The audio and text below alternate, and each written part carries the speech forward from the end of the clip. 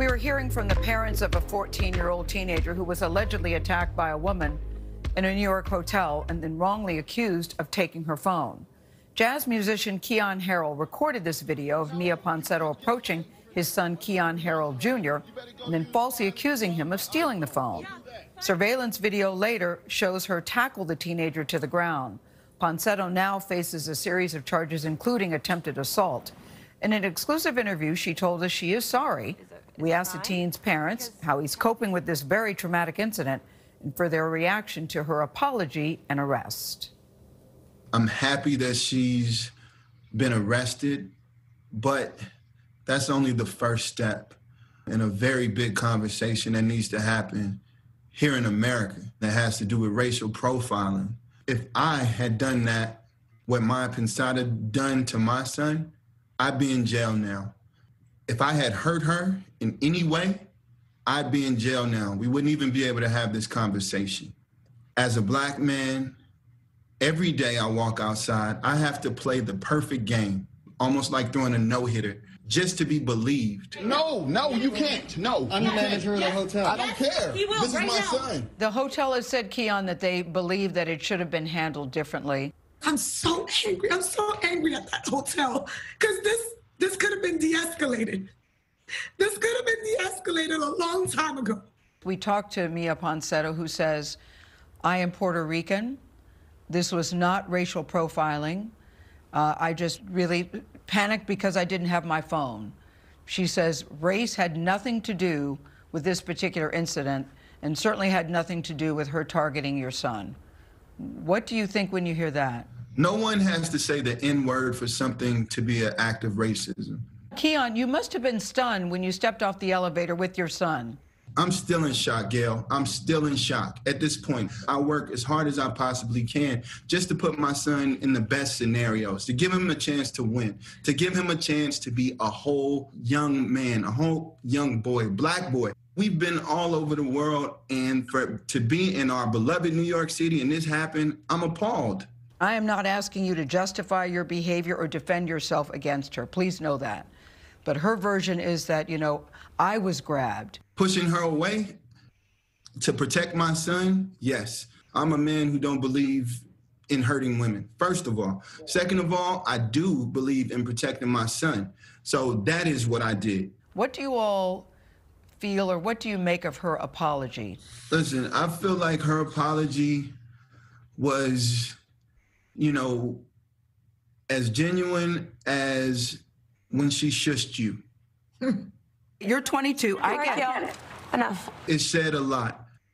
I have an issue with the idea of entitlement versus character. Well said. It's all been tragically consistent. I'll just say that. Yeah, I apologize. Can we move on? Those were the exact words that she used with you. Does that sound like an apology? She knew she assaulted a 14-year-old boy, not a guy, not a man. Keyon Jr. comes from a musical family. His mother is a singer and a saxophonist for Beyonce. His father is a Grammy Award-winning trumpeter. They say they are using music to help their son heal from this incident. Thank God my friend's alive. Keyon Jr. wrote a song called Unjustified Times, and he recorded it with friends while he played the drums. Kat, I'd like to know how he's doing. When I went to hug him from behind, because you know, we have such a great relationship. He said, Mom, he tensed up. He literally tensed up. He said, Mom, can I ask you not to do that? I can't. Why did he ask you not to do that? Because this young lady, which I will not say her name, she does not deserve that. This young lady blindsided him in the hotel. He keeps on asking the question, why? Like, why me, Mom? You know I wouldn't steal anything. I didn't know her. Why?